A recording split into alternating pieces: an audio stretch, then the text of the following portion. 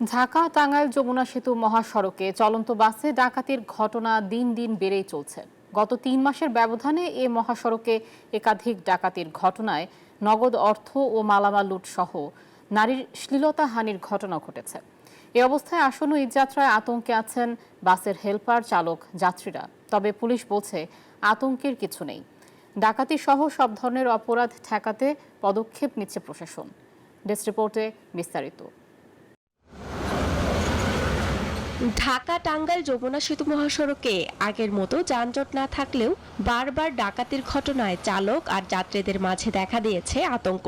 তাই আসন্ন ঈদযাত্রাকে ঘিরে মহাসড়ক নিরাপদ রাখতে পুলিশি তৎপরতা বাড়ানোর দাবি জানিয়েছেন দূরপাল্লার বাসের হেলপার ও চালকরা। বিশেষ করে ডাকাতির ঘটনায় বেশি আতঙ্কিত হয়ে পড়েছেন নারী যাত্রীরা।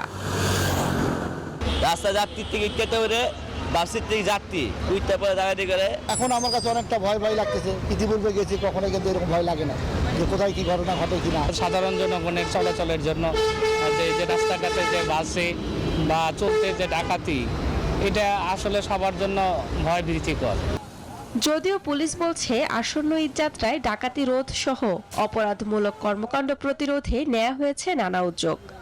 আমরা সার্বক্ষণিক আমাদের জেলা পুলিশের বিভিন্ন থানার মোবাইল টিমগুলা এবং বিভিন্ন স্ট্রাইকিং টিমগুলা, পিকেট পয়েন্টগুলো সার্বক্ষণিক ডিউটি পালন করছে এবং সবসময় কিন্তু এই অপরাধ যাতে না হয় সেজন্য কার্যক্রম করছে। গত ২০ মে আব্দুল্লাহপুর ছেড়ে আসা রংপুরগামী যাত্রীবাহী চলন্ত বাসে ডাকাতির ঘটনা ঘটে। এর আগে গত ১৭ ফেব্রুয়ারি অপর একটি বাস ডাকাতের কবলে পড়ে। শান্তা ইসলাম, ডেস্ক রিপোর্ট, নিউজ 24।